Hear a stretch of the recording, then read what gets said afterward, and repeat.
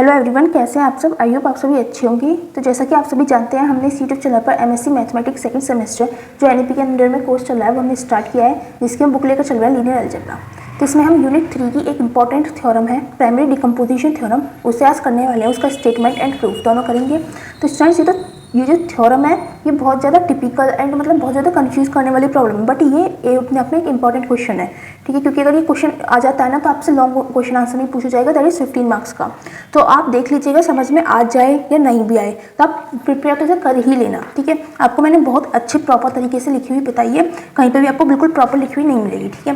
तो अब मैं थोड़ा सा एक्सप्लेन कर देती हूँ क्या है, ठीक है। प्राइमरी डिकम्पोजिशन थ्योरम स्टेटमेंट क्या कहता है। देखो स्टेटमेंट भी इसका इतना बड़ा है, यहाँ से स्टार्ट हुआ है एंड यहाँ पर जाकर खत्म हुआ है, ठीक है। तो स्टेटमेंट देखते हैं क्या है statement. Let T be a linear operator. T हमारे पास कोई भी एक लीनियर ऑपरेटर है on the finite dimensional vector space V over the field F. किसी भी finite dimensional vector space V पर, और जो वेक्टर स्पेस वी है वो हमारी फील्ड एफ पर डिपेंड है, ठीक है। Let P be the minimal polynomial for T. जो पी है वो हमारा मिनिमल पॉलिनोमियल है, ठीक है। टी फॉर टी, टी क्या है हमारे पास लीनियर ऑपरेटर, तो लीनियर ऑपरेटर टी के लिए पी हमारा मिनिमल पॉलिनोमियल है, ठीक है। देन क्या है हमारे पास p इक्वल्स टू p1 की पावर r1 इंटू p2 की power r2 into dot dot चलती रहेंगी टर्म्स कहाँ तक pk की पावर rk, ठीक है। तो यहाँ तक हमारी ये जो टर्म्स हैं चलती रहेंगी। Where the P I are distinct irreducible monic polynomials, जहाँ पर जो हमारे पी आई है, P I that is p1 p2 p3 dot dot pk तक जो ये वैल्यूज हैं वो डिस्टिंक्ट है, मतलब सब अलग अलग हैं। इरेड्यूसिबल मॉनिक पॉलिनोमियल्स हैं। मॉनिक पॉलिनोमियल्स कौन से होते हैं, जिनकी हाईएस्ट पावर का जो कॉफिशिएंट होता है वो 1 होता है, वो मॉनिक पॉलिनोमियल्स होते हैं और वो इरेड्यूसिबल है, ठीक है। मतलब p1 p2 p3 एक तो मॉनिक पॉलिनोमियल्स है, डिस्टिंक्ट है और इरेड्यूसिबल है ओवर द फील्ड f, ठीक है, ओवर f पर। And the are I R the positive integers, और ये जो पावर में वैल्यूज दे रखी हैं r1 r2 r3 dot dot rk तक जितनी भी वैल्यूज आएंगी वो पॉजिटिव इंटीजर्स हैं, ठीक है। मतलब पॉजिटिव इंटीजर्स कौन से हुए, 0 1 2 3 4, ठीक है। लेट डब्ल्यू आई, इसे कोई कोई डब्ल्यू आई पढ़ता है और कोई कोई ओमेगा आई पढ़ता है, ठीक है। तो यहाँ पर हमने मोस्ट ऑफ द जगह हमने डब्ल्यू का ही साइन बना रखा है तो हम डब्ल्यू ही पढ़ते हैं, ठीक है। Let W I be the null space of P I T की पावर आर आई, ठीक है। तो डब्ल्यू आई क्या है, हमारे पास नल स्पेस है। नल स्पेस कौन सा होता है, अगर हमारे पास कोई भी ट्रांसफॉर्मेशन है, जैसे यहाँ पे हमारे पास टी लीनियर ऑपरेटर दे रखा है, हम उसमें कोई ऑपरेशन डिफाइन करें कहाँ से, यू से लेकर वी तक। हमारे पास कोई ऑपरेशन है टी लेते हैं यू से लेकर वी तक, ठीक है। तो हमारे वो एलिमेंट्स यू के वो सारे एलिमेंट्स जो वी के आइडेंटिटी एलिमेंट पर मैप होते हैं, उन सब का अगर हम सेट बनाते हैं तो वो हमारे पास कर्नल होता है, या फिर उसे हम कह देते हैं नल स्पेस, ठीक है। Let W I be the null space of P I T R I, ठीक है। तो डब्ल्यू आई हमारे पास नल स्पेस हो गया, या फिर हम इसे कर्नल भी बोल सकते हैं। हो सकता है आप कहीं और स्टेटमेंट या स्टेटमेंट देखते हैं इस थ्योरम का तो आपको यहाँ पे नल स्पेस की जगह कर्नल लिखा हुआ मिले तो आप कंफ्यूज मत होइएगा, ठीक है। और null space of P I T R I, P I हमारे पास ये है और पावर आर आई ये है, लेकिन हम ये जो पॉलिनोमियल्स है ये किस पर ऑपरेटर पर अप्लाई कर रहे हैं, टी के लिए। तो यहाँ पर आ गया हमारे पास टी, ठीक है। Where I equals to 1 2 dot dot K तक हमारे पास जो आई की वैल्यूज है वो जा रही है, ठीक है। ये तो हमें यहाँ से क्लियर है। देन हमारे पास यहाँ पे मेन कंडीशंस आती है। यहाँ पे तो हमने बस बेसिक्स डिफाइन कर रहे हैं कि क्या क्या चीज़ क्या क्या है, ठीक है। अब हमें क्या प्रूव करना है, प्राइमरी डिकम्पोजिशन थ्योरम में क्या क्या चीज़ मेन होती है। पहली क्या है, जो वी है मतलब जो हमारा वेक्टर स्पेस है वो किसके इक्वल है, जो ये W1 है, मतलब नल स्पेसेस जो दे रखे हैं इनके हर एक के लिए अलग अलग, ठीक है।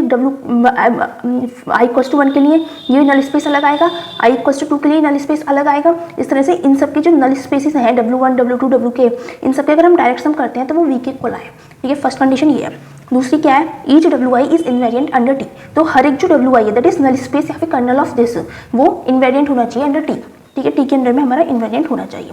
थर्ड कंडीशन क्या है, if T I is the operator induced on W I by T, तो टी आई हमारे पास कोई ऑपरेटर, टी आई हम लीनियर ऑपरेटर लेकर चल रहे हैं, ठीक है। आई लगा दिया मतलब स्पेसिफिक एक आई इक्वल्स टू 1 के लिए या आई इक्वल्स टू 2 के लिए हमने टी आई को डिफाइन कर दिया, ठीक है। वो हम किसी डब्ल्यू आई पर स्पेशली इंड्यूस कर रहे हैं बाय टी, हमने उसे टी से रिप्रेजेंट कर दिया। मतलब टी आई हमारे पास for example I equals to 1 के लिए T1 होगा और वो W1 पर अप्लाई होगा, हमने उसे टी से ही रिप्रेजेंट करा है, मतलब सबके लिए अलग अलग लेकर एक ही ऑपरेटर ले लिया है टी।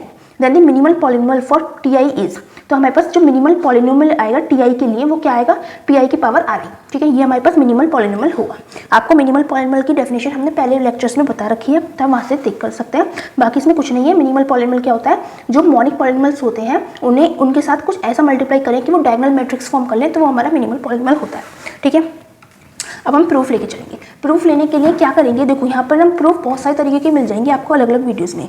कोई लेमा लेके चलेगा और उनके अकॉर्डिंग प्रूफ करेगा, लेकिन हम क्या करेंगे, हमारे पास यहाँ पे 3 केसेस प्रूफ करने हैं, तो हम सबसे पहले केस में फर्स्ट और सेकंड केस लेकर चलेंगे और सेकंड वाले केस के लिए हम सेकंड और थर्ड केस लेकर चलेंगे। उसके अकॉर्डिंग अपनी जो ये थ्योरम है उसे प्रूफ करेंगे। ठीक है, तो केस 1 लेके चले हैं हम, फर्स्ट एंड सेकंड केस। ठीक है, फर्स्ट एंड सेकंड केस से हम क्या ले रहे हैं, for each I belongs to this, हमारा जो आई है वो 1 से k के बीच में बिलोंग कर रहा है। We will find that the polynomial H I such that, हम वहाँ पर जो हमारी ये जो आई है जो इस इंटरवल में बिलोंग कर रहा है उसके लिए हम एक ऐसा पॉलिनोमियल फाइंड कर सकते हैं एच आई, किस तरह से कि ई आई क्या है, यहाँ पे प्रोजेक्शन है, प्रोजेक्शन जो है E I equal to H I T होगा। ठीक है, एच आई तो हमारे पास पॉलिनोमियल है और ऑपरेटर हमारा टी है, तो एच आई टी के इक्वल होगा क्या, ई आई। ठीक है, ये हम ऐसा पॉलिनोमियल हम फाइंड कर सकते हैं एच आई टी जो ई आई के इक्वल होगा। Then projection of V onto space W I, तो हमारा जो प्रोजेक्शन होगा V on the space W I क्या है, नल स्पेस, तो वी जो हमारे पास वेक्टर स्पेस है उसका प्रोजेक्शन अगर हम डब्ल्यू आई पर निकालेंगे तो वो क्या होगा, E1 का डायरेक्ट सम E2 के साथ, फिर डायरेक्ट सम डॉट डॉट चलता रहेगा EK तक, और वो जो डायरेक्ट सम आएंगे वो किसके इक्वल होंगे, आइडेंटिटी के इक्वल होंगे। क्यों इक्वल होंगे, क्योंकि जो हमारा प्रोजेक्शन है ये वेक्टर स्पेस V से डब्ल्यू आई पर है और डब्ल्यू आई क्या है, नल स्पेस है, तो इसलिए इन सबके जो डायरेक्ट सम निकाले हैं वो हमारे आइडेंटिटी दैट इज आई के इक्वल है। ठीक है, केस 1 हो गया। ये जो पॉइंट्स है ना आपको ध्यान रखने पड़ेंगे किसके बाद क्या आ रहा है। ठीक है, कोई भी कहीं से कनेक्शन तो नहीं मिलेगा, आपको माइंड में ही रखना पड़ेगा किसके बाद क्या चीज़ हमें लेके चलनी है। ठीक है, उसके बाद हम केस 2 लेके चलते हैं। हमने फर्स्ट और सेकंड केस ले लिया यहाँ पर, केस 1 में फर्स्ट और सेकंड केस लिए, अब हम केस 2 लेके चलेंगे सेकंड और थर्ड केस के लिए। ठीक है, अब हम क्या लेके चलेंगे, suppose v equal to W1 direct sum W2 direct sum dot dot direct sum W K, मतलब हमने जो हमें फर्स्ट केस में प्रूफ करना था वो हमने मान लिया है सेकंड केस के लिए कि ये है। ठीक है, सपोज उसके बाद कंसिडर द पॉलिनोमियल फंक्शन, अब हमें एक पॉलिनोमियल फंक्शन कंसिडर करना है। देखो हमने यहाँ पे एक मिनिमल पॉलिनोमियल माना था p equal to P I की power R I dot dot, इस तरह से हमारी टर्म्स चलती हैं, तो उसी के लिए हम एक पॉलिनोमियल फंक्शन लेके चलेंगे क्या, f1x इक्वल टू, देखो f1x है तो हम जो p1 वाली चीज़ है ना उसे हटा देंगे, उसके आगे की जितनी भी टर्म्स है वो सारी कंटिन्यू रहेंगी, p2x की पावर r2, p3x की power r3 dot dot pk x की पावर r।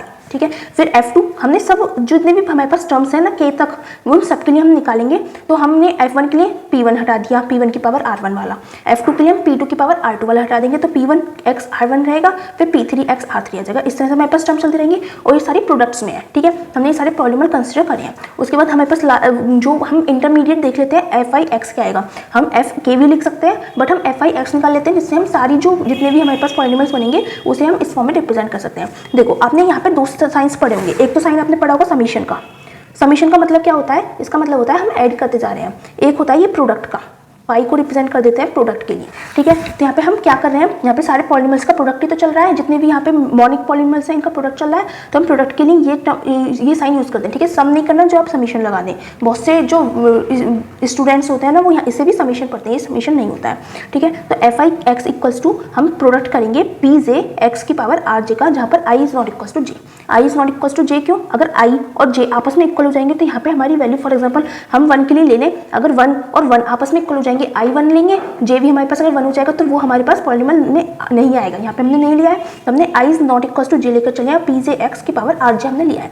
ठीक है, क्यों हम ऐसा क्यों लेकर चले हैं, हमने यहाँ से px को p1 को क्यों हटा दिया, यहाँ से p2 को क्यों हटा दिया, और i is not equals to j वाले टर्म्स को हम क्यों हटा के चल रहे हैं, क्यों, since p equals to f(i(x) pi r i, हम क्या मान के चल रहे हैं कि जो हमारा p है वो इक्वल्स है फंक्शन में जो हमारे पास टर्म हमने हटाई है उसकी मल्टीप्लाई करके। जो हमारा मेन पॉलिनोमियल है, मिनिमल पॉलिनोमियल जो हमने यहाँ पे कंसिडर करा है वो किसके इक्वल है, जब हमने फंक्शन कंसिडर कर रहा है पॉलिनोमियल फंक्शन में जो हमने यहाँ से पॉलिनोमियल हटा दिया है उसकी मल्टीप्लाई कर देंगे, वो इसके इक्वल आ जाएगा। तो कंडीशन तो वही बैठेगी, इसमें अगर हमें p को क्रिएट करना है तो हमारे पास कंडीशन तो यही बन जाएगी, इसलिए हमने यहाँ से जो पॉलिनोमियल्स है वो हमने हटा दिए हैं। ठीक है, अब देखो नेक्स्ट क्या लिखा हुआ है, clearly the polynomial f1x f2x dot dot fkx are relative prime polynomials to this. तो हमारे पास जो ये पॉलिनोमियल्स आए हैं, ये सारे जो पॉलिनोमियल्स आए हैं ये सारे रिलेटिवली प्राइम पॉलिनोमियल्स होंगे, किनके, हमने कुछ और पॉलिनोमियल्स सेलेक्ट कर लिए g1 g2 g dot dot gk तक। ठीक है, और हमने क्या मान लिया जो पॉलिनोमियल्स आए हैं जितने भी ये रिलेटिवली प्राइम पॉलिनोमियल्स हैं इनके। ठीक है, सिंस f1x इंटू g1x का डायरेक्ट सम करें f2x into g2x dot dot dot, इस तरह से अगर हम चलते रहें और हम इसका प्रोडक्ट करके डायरेक्ट सम कर रहे हैं और ये रिलेटिव प्राइम पॉलिनोमियल्स है, तो इनका जब डायरेक्ट सम करेंगे प्रोडक्ट करके तो वो इक्वल्स टू 1 आ जाएगा for i is not equals to j। ठीक है, क्योंकि ये जो है रिलेटिवली प्राइम पॉलिनोमियल्स हैं तो इनका जो प्रोडक्ट करके जो डायरेक्ट सम होगा वो 1 के इक्वल आ जाएगा। But fi fj equals to pq, तो बट हमें क्या पता है, हमें वैसा कुछ नहीं पता है, बट इस जो थ्योरम के अकॉर्डिंग हमें पता है कि fi और fj fi fj equals to pq होते हैं। ठीक है, मतलब एफ आई एफ जे, यहाँ पे दो टर्म्स हो एफ आई F1 और F2, इनका प्रोडक्ट करेंगे तो हमारे पास PQ आएगा, जहाँ पर Q क्या है, हमारे पास प्रोडक्ट है PM की पावर RM, और RM जो है वो नॉट इक्वल टू होना चाहिए IJ की। ठीक है, हो सकता है ये चीज़ आपको समझ में नहीं आई हो, तो आप ध्यान से देख लीजिए क्या चीज़ है। FI और FJ, I और J आपस में इक्वल नहीं है, ठीक है, इक्वल्स टू PQ होगा, वेयर Q क्या है, Q है हमारे पास प्रोडक्ट किन किन टर्म्स का, PM और RM, और M क्या है, M is not equal to IJ की मल्टीप्लाई करके M इक्वल नहीं आना चाहिए, मतलब यहाँ पे अगर हम 1 ले लें, 1 नहीं 2 ले लें, और यहाँ पे हम 3 ले लें, I की वैल्यू 2 ले लें और J की वैल्यू 3 ले लें, तो M नॉट इक्वल टू होना चाहिए 3 × 6 दैट इज 6 के, M नॉट इक्वल टू 6 होना चाहिए, तब हमारा जो Q होगा वो प्रोडक्ट होगा P to the power M और R to the power M का। ठीक है, ये समझाने के लिए था, यहाँ पे लिखना नहीं है। ओके, उसके बाद हम नेक्स्ट पेज पर चलते हैं, हमारे पास क्या चीज़ है। Now let HIX equals to FIX into GIX। अब यहाँ पे हमने प्रोडक्ट करके डायरेक्ट सम लिया था, पीछे हमने लिया था ना यहाँ पे प्रोडक्ट करके डायरेक्ट सम, इन दोनों का प्रोडक्ट किया था फिर डायरेक्ट सम लिया था, तो हमने इन दोनों प्रोडक्ट को नाम दे दिया है HI। ठीक है, तो equals to let HIX equals to FIX into GIX। ठीक है, और I की वैल्यू हमारे पास वही चल रही है 1 2 3 डॉट K तक। ठीक है, तो हम क्या लिख सकते हैं कि EI इक्वल्स टू HIX। अब हमने देखो पीछे हमने कंसिडर करा था क्या, देखो केस 1 में हमने कंसिडर करा था EI इक्वल्स टू HIT, और HI इक्वल्स टू हम HI लिख सकते, EI लिख सकते हैं, तो फिर कोई प्रॉब्लम तो नहीं है, हमने ऑलरेडी कंसिडर कर रखा है। और HI हमने किसके इक्वल मान लिया है, FIGI के, तो हम क्या लिख सकते हैं EI equals to HIX equals to FIT into GIT। ठीक है, और I की वैल्यू हमारे पास ये वैल्यूज चल रही हैं। ठीक है, since H1X plus H2X plus dot dot HKX equals to 1। ठीक है, तो हमारे पास ये जो सारी वैल्यूज है इक्वल्स टू 1 है, क्यों इक्वल्स टू 1 है, ये यहाँ पे डायरेक्ट सम है। ठीक है, क्यों इक्वल्स टू 1 है, क्योंकि हमने यहाँ से निकाला है ना, ये सारी इक्वल्स टू 1 है। F1X इंटू G1X हमारे पास H1X आ जाएगा जो हमने पीछे कंसिडर करा है, और ऐसे यहाँ पे H2X बन जाएगा, इन सबका डायरेक्ट सम इक्वल्स टू 1 ही तो आ रहा है, तो इसलिए हमने इक्वल्स टू 1 लिख दिया है। ठीक है, उसके बाद हम क्या लिख सकते हैं, 1 क्या है हमारे पास, आइडेंटिटी है, तो ये सारी टर्म्स इक्वल्स टू हमारे पास आ जाएंगे आइडेंटिटी, बट हमें क्या पता है कि x इक्वल्स टू t है, हम x इक्वल्स टू t तो मान के चल रहे हैं, यहाँ पर x है, यहाँ पे हमने t कर दिया है, तो x इक्वल्स टू हम t तो मान के चल रहे हैं, तो जब x इक्वल्स टू t है तो हम H1t लिख सकते हैं, H2t लिख सकते हैं, HKT लिख सकते हैं, पूरी टर्म्स ऐसी रहेंगी। ठीक है, हमने बस x की प्लेस को t से एक्सचेंज कर दिया है, उसे हमने इक्वेशन नंबर 1 कंसिडर कर लिया है। ठीक है, उसके बाद हम क्या लेके चले हैं, फॉर प्रोजेक्शन EI। अब हमने जो प्रोजेक्शन कंसिडर किया था V का WI पर, उसके लिए हमने क्या कंसिडर किया था, E1 plus E2 plus dot dot EK equals to identity हमने कंसिडर किया था। देखो पीछे ये रहा। ठीक है, ये सारे हमारे डायरेक्ट सम्स चल रहे हैं, गलती से हमने प्लस साइन लगा दिया, बट ये सारे हमारे डायरेक्ट सम्स चल रहे हैं, यहाँ पे हम सर्कल करके इन्हें डायरेक्ट सम दिखा सकते हैं। फॉर प्रोजेक्शन EI हम ये लिख सकते हैं। ठीक है, इसे हमने इक्वेशन 2 मान लिया। ओके, नाउ हम क्या लेके चल रहे हैं, suppose P is a minimal polynomial, हमने माना P मिनिमल पॉलिनोमियल है। ये वैसे मानने की हमें जरूरत नहीं, क्योंकि हमें ऑलरेडी थ्योरम में यही दे रखा है कि P हमारा मिनिमल पॉलिनोमियल है, तो हम ये भी लिख सकते हैं, सपोज की given P is a minimal polynomial of T। ठीक है, T का मिनिमल पॉलिनोमियल है, देयरफॉर जब वो मिनिमल पॉलिनोमियल है तो हम क्या लिख सकते हैं, PT equals to 0 for I is not equals to J, क्योंकि P हमारा मिनिमल पॉलिनोमियल है। ठीक है, since EI into EJ equals to क्या होगा, अगर हम दो प्रोजेक्शंस को मल्टीपल लें तो क्या होगा, EI किसके इक्वल आया था, देखो EI हम लिख सकते थे FIT इंटू GIT के इक्वल, तो हमने EI को लिख दिया HIT, या HIT को लिख सकते हैं FIGIT, सेम चीज़ ही तो है। यहाँ से EI equals to HIX equals to FIT GIT आ रहा था, यहाँ पे हमने वही लिख दिया, EI को HIT लिख दिया और इधर FIGIT में ब्रेक कर दिया। सेम EJ को HJT लिख दिया और HJ को FJT और GJT में ब्रेक कर दिया। ठीक है, अब देखो हमने पीछे कंसिडर किया है क्या, हम तो कंसिडर ही करते जा रहे हैं इस थ्योरम में। देखो हमने यहाँ पे कंसिडर करा है FI into FJ equals to PQ है, जहाँ पे Q हमारे पास ये है।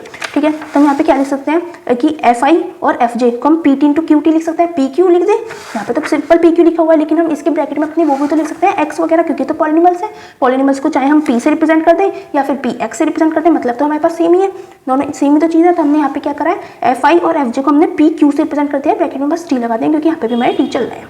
ठीक है, और हमारे पास क्या टर्म्स बची हैं, GIT और GJT टर्म्स बच गई हैं।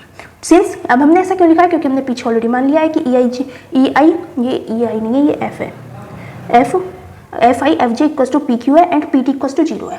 ठीक है, अब हमें क्या पता है PT इक्वल्स टू 0, हमने पीछे प्रूव करा है PT इक्वल्स टू 0। देखो ये रहा, जब हमारा P मिनिमल पॉलिनोमियल है तो हमारे पास PT इक्वल्स टू 0 है for I is not equals to J, तो PT अगर हमारे पास इक्वल्स टू 0 है तो हम यहाँ पे हम PT की वैल्यू 0 पुट कर सकते हैं। ठीक है, और बाकी सब टर्म्स ऐसे रहेंगी, अब 0 की किसी में भी मल्टीप्लाई करो हमारे पास 0 आती है वैल्यू, तो हमारे पास EI EJ इक्वल्स टू 0 आ गया। ठीक है, आई होप यहाँ तक आपको कंफ्यूजन नहीं होगा, समझ में आ गया होगा, बस आपको स्टेप्स ध्यान रखना है किसके बाद हमें क्या चीज़ प्रूव करके चलनी है। ठीक है, इंपॉर्टेंट थ्योरम है तो आप कर लीजिएगा। उसके बाद क्या है, बस यहाँ पे खत्म होने वाला है प्रूफ, उसके बाद कन्वर्सली और चलेगा थोड़ा सा। तो चलो देख लेते हैं क्या है। सिमिलरली हम क्या लिख सकते हैं, अब देखो हमने यहाँ पे एक पर्टिकुलर वैल्यू के लिए प्रूफ किया था EI EJ, अब हम सब वैल्यूज के लिए लेके चले तो क्या हो जाएगा, EI प्लस E2 ये सब जो है E1 plus E2 dot E के इक्वल्स टू आइडेंटिटी था, तो इससे हम क्या कह सकते हैं कि EI EJ is equals to 0, ये जो इन दोनों का प्रोडक्ट है इक्वल्स टू 0 होगा हमेशा। कब कब, I is not equals to J, अगर I और J आपस में इक्वल नहीं है तो इन दोनों का प्रोडक्ट हमारे पास 0 ही आएगा। ठीक है, ये कंडीशन हमारे पास प्रूव हो गई। अब हमने सब अभी तक जितनी भी कंडीशंस लेके चली है उसमें I is not equals to J लेके चले हैं। अब हम क्या लेते हैं कि अगर I इक्वल्स टू J हो जाता है तो क्या होगा, अगर I इक्वल्स टू J हो जाता है तो EI EJ को क्या लिख सकते हैं, EI इंटू EI लिख सकते हैं, कोई प्रॉब्लम मेरे ख्याल से तो इसमें कोई प्रॉब्लम नहीं होगी क्योंकि दोनों आपस में इक्वल है, I J इक्वल है तो J की जगह पर हमने I पुट कर दिया है। अब EI इंटू EI का स्क्वायर लिख सकते हैं। ठीक है, अब देखो ये प्रोजेक्शन ही तो है, प्रोजेक्शन का स्क्वायर करेंगे तो हमारे पास प्रोजेक्शन ही तो आएगा, तो हमारे पास EI का स्क्वायर भी हमारे पास EI ही आ गया है। ठीक है, and WI be the null space of PI T RI, और हम ये मान के चल ही रहे हैं, ऑलरेडी हमने स्टेटमेंट में लिखा है कि जो WI है वो नल स्पेस है, इसका नल स्पेस कह सकते हैं, कर्नल कह सकते हैं। ठीक है, अब हम एक चीज़ क्लेम करेंगे, क्या क्लेम करेंगे कि range of EI equals to WI है।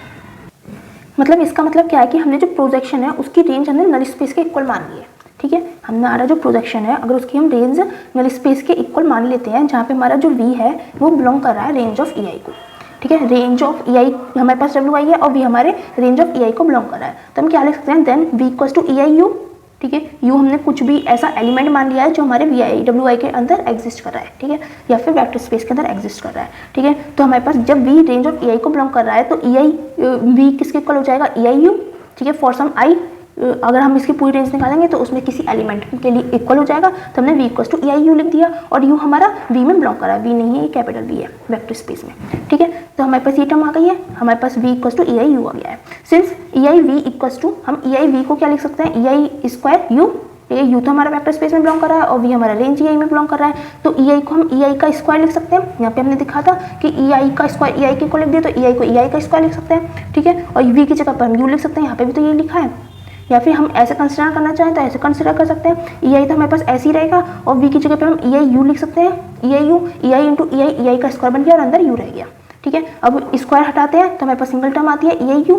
ठीक है, EI U हमारे पास किसके इक्वल है, V के इक्वल है, तो हम क्या देखते हैं कि EI V equals to V आ गया है। ठीक है, अब क्या लिख रहे हैं हम, PI T की पावर RI V। ठीक है, हमारे पास ये नल स्पेस है, नल स्पेस इसको ही तो बिलोंग कर रहा था, WI PI T RI। ठीक है, उसके आगे हमने एक V और ले लिया है जो हमारा किसके इक्वल है, EI V के इक्वल है, तो हमने V की वैल्यू पुट कर दी EI V। ठीक है, यहाँ तक कोई प्रॉब्लम नहीं होगी। अब यहाँ पे हमने अपनी वैल्यूज पुट कर दी है, तो हमने क्या करा है, इधर की टर्म्स बिल्कुल सेम वही रही है।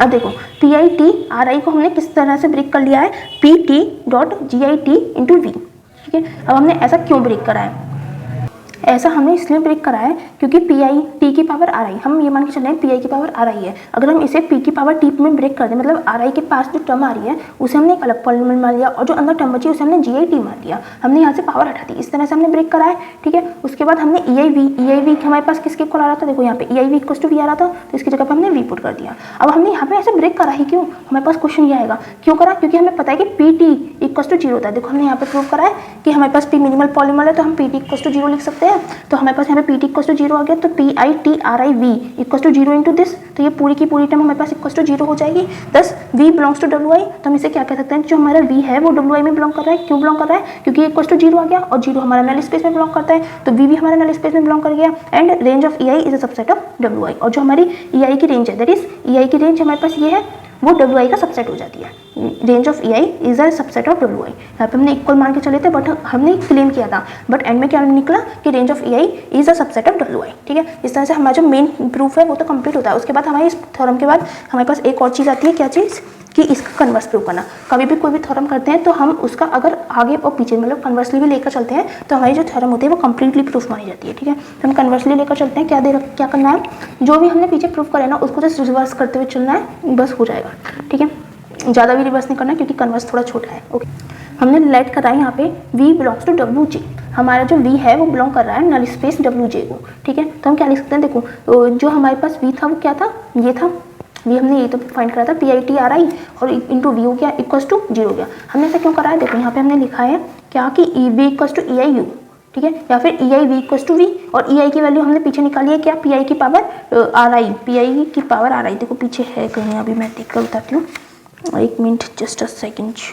देखो यहाँ पे लिखा हुआ है कि let WI be the null space of PI की पावर TRI, तो हमने यही लिख दिया है जस्ट। ठीक है। तो हमने पी आई की power T R I into V equals to 0 आ गया है, क्योंकि ये नल स्पेस में बिलोंग कर रहा है तो इक्वल्स टू 0 आ गया।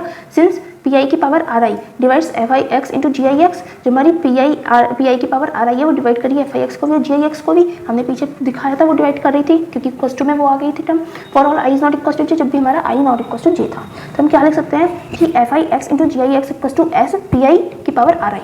ठीक है। तो हम यहाँ पे अगर वो पी आई इसको डिवाइड कर रही है तो किसी टाइम्स तो डिवाइड कर रही है, कि फॉर एग्जाम्पल हम मान लेते हैं कि एस टाइम्स डिवाइड कर रही है, तो इन दोनों की मल्टीप्लाई एस इंटू दिस के इक्वल आ जाएगी। ऐसा हमने क्यों लिखा है, अगर हम लिखें कि 10 हम 2 इंटू 5 को अगर हम 2 से डिवाइड करें तो हमारे पास क्या आएगा, 2 हमारे पास एक पॉलीमल है, इसे हम मान लेते हैं एफ आई, 5 हमारे पास एक और पॉलीमल है, उसे हम मान लेते हैं जी आई। ठीक है। और एस क्या है, और इधर वाला जो 2 है हमारे पास ये है P I R I, P I R आई है ये हमारे पास। ठीक है। तो जब हम इसे डिवाइड करेंगे तो हमारे पास इक्वल्स टू 5 आ जाएगा। ठीक है। अभी जो 5 है इसे ही हमने एस मान लिया है, तो S into 2 S into P I R I equals to F I X I आ जाएगा। ठीक है। इसमें तो कोई प्रॉब्लम नहीं। फॉर सम पॉलिनोमियल यहाँ पे जो एस है हमारे पास, हम ये जब चीज़ जो लेकर चल रहे हैं वो पॉलिनोमियल लेकर चल रहे हैं, तो हमारे पास एस भी जो आएगा वो पॉलिनोमियल आएगा। जैसे हमने यहाँ पे सब नंबर लिए थे, तो हमारे पास जो ये एस आई आया है ये भी नंबर आया है, ये जो एस आई आया है ये भी नंबर आया है। तो इसी तरह से यहाँ पे भी हमारे जो एस है ये सब कुछ पॉलिनोमियल आएगा। ठीक है। तो हम क्या लिख सकते हैं, 10 E J V equals to F J T into G J T into V. ठीक है। तो ई जे वी को हम इस तरह से लिख सकते हैं, एफ जे और जी जे यहाँ पे देखो इसकी तरह लिख सकते हैं। ठीक है। और इसको हम क्या लिख सकते हैं, एस पी आई आर आई लिख सकते हैं, कोई प्रॉब्लम। अब ये जो है ये हमारे पास इक्वल्स टू 0 है, देखो पी आई की power R I V equals to 0 है, इसकी वैल्यू जब 0 है एस में मल्टीप्लाई करेंगे तो ये भी 0 आ जाएगा। ठीक है। इसमें तो कोई प्रॉब्लम नहीं है। उसके बाद देखते हैं ऑल्सो E1 E2, अब जो हमने प्रोजेक्शन लिए थे वो ये थे E1 E2 E3, इनके सारे डायरेक्ट सम थे, प्लस में रहेगा ये साइड डायरेक्ट सम थे, इक्वल्स टू आइडेंटिटी था, तो हम इसे क्या कह सकते हैं कि E J V equals to 0 आ जाएगा for J is not equals to I. जहाँ पे आई जे आपस में इक्वल नहीं होंगे तो जो ई जे है वो हमारे पास 0 आ जाएगा। So W I is a subset of range of E I equals to W. तो हमारे पास क्या कह सकते हैं, जो हमने प्रूफ किया था पहले, क्या प्रूफ किया था कि range of E I is a subset of W I. अब हमने जस्ट उसको रिवर्स कर लिया क्योंकि हम कन्वर्सली लेके चल रहे हैं, W I is a subset of range of E I equals to W. ठीक है। हैंस डायमेंशन ऑफ वी क्या हो जाएगी, डायमेंशन ऑफ वी क्या होगी, W1 का डायरेक्ट सम W2 के साथ इसका डायरेक्ट सम, इन सबके डायरेक्ट सम के इक्वल हो जाएगी। ठीक है। अब वी इक्वल्स टू क्या है हमारे पास, E1 U1 plus E2 U2, और ये सारी चीज़ हमारे पास इक्वल में दे रखी है तो हमने सारी ये वैल्यूज लिख ली। ठीक है। अब हम E1 U1 को क्या लिख सकते हैं, EIV। ठीक है। EIV को क्या लिख सकते हैं, E1 का स्क्वायर इंटू यू, इसको हम लिख सकते हैं EI UI। ठीक है। मतलब हमने इसको इस तरह से भी लिख सकते हैं, इसको हमने इस तरह से भी लिख सकते हैं। ठीक है। तो हमने क्या लिखा, एंड EIV इक्वल्स टू, हम EIV को क्या लिख सकते हैं, EI का स्क्वायर, और V को हमने WI लिख दिया, EI WI। ठीक है। 10 EI UI equals to EI WI। तो हम क्या कह सकते हैं, EI UI equals to EI WI, EI UI equals to EI WI, ये दोनों आपस में इक्वल हो गए। ठीक है। हो सकता है ये चीज़ आपको समझ में नहीं आ रही क्योंकि इसमें UI II ज़्यादा है और इतना ज़्यादा समझने की चीज़ नहीं है। ठीक है। तो आपको थोड़ा माइंड में ही रखना पड़ेगा। हेंस हम क्या लिख सकते हैं कि V इक्वल्स टू हमारे पास इन सबका डायरेक्ट सम आ जाएगा, और TEJ हमारे पास क्या हो जाएगा, EJ को हमने दो तरीके से ब्रेक करा था, FIT और GIT, तो हमने वही कर दिया T FIG और GIT। ठीक है। इसको हम क्या लिख सकते हैं, EIT। ठीक है। EIT लिख दिया क्योंकि इन दोनों का जो प्रोडक्ट होता है वो EIT के इक्वल होता है। देयरफॉर हम क्या लिख सकते हैं, TWI, लीनियर ऑपरेटर लगाया है WI पर, तो वो हमारे पास रेंज ऑफ EI के भी लीनियर ऑपरेटर लग जाएगा, दोनों साइड लगाएंगे तभी तो वो इक्वल में बैठेगी टर्म्स, जो कि सबसेट किसका हो जाएगा, रेंज ऑफ EI। जब हम इस पर लीनियर ऑपरेटर लगाएंगे तो ये जो आएगा वो सबसेट किसका होगा, रेंज ऑफ EI का, और रेंज ऑफ EI किसके इक्वल है, WI के इक्वल है। तो फाइनली फॉर ऑपरेटर TI, तो फाइनली हम क्या कह सकते हैं कि कोई भी ऑपरेटर TI है उसके लिए हम क्या लिख सकते हैं कि PI की power RI V equals to 0। ठीक है। इसकी जो PI की जो पावर RI होगी इंटू V इक्वल्स टू हमारे पास 0 होगी for all V belongs to WI, और W के I क्या है, या तो हम नल स्पेस कहते हैं या कर्नल कहते हैं इसका। ठीक है। जब ये इसका कर्नल है या फिर नल स्पेस है तभी तो वो इक्वल्स टू 0 हुआ है। ठीक है। अब जब ये इक्वल्स टू 0 आया है तो यहाँ पे हम WI लिख सकते हैं, WI हम यहाँ पे डिवाइड में ले जा सकते हैं, तो PI की पावर PI T की power RI upon WI equals to 0 हो जाएगा। Thus the polynomial G of TI divides the polynomial PI की पावर RI। तो हमेशा हमारा जो पॉलिनोमियल G है वो TI को डिवाइड कर रहा है और divides the polynomial G of TI। TI का जो पॉलिनोमियल हमारे पास G है, TI का पॉलिनोमियल है G, वो डिवाइड कर रहा है पॉलिनोमियल PI RI को, और then GI TI equals to 0। तो हमारा G TI क्या हो गया, इक्वल्स टू 0 हो गया, और इस तरह से हमारी जो थ्योरम है कंप्लीटली प्रूफ होती है। आई होप आपको समझ में आ गई होगी। थोड़ी सी कंफ्यूजिंग तो है ही, ऑब्वियसली इतनी सारी चीज़ें I J T पता नहीं क्या क्या चल रहा है, मतलब बहुत कुछ चल रहा है, पता तो है, बट अगर आपको अच्छे से समझ में आ गई होगी तो आप आराम से कर लेंगे। अगर आपको कोई डाउट रहता है तो आप मुझसे कमेंट सेक्शन में पूछ सकते हैं, और हमारी वीडियोस अच्छी लग रही है तो प्लीज़ हमारी वीडियोस को लाइक कीजिए, अपने फ्रेंड्स के साथ शेयर कीजिए, एंड थैंक्स फॉर वॉचिंग।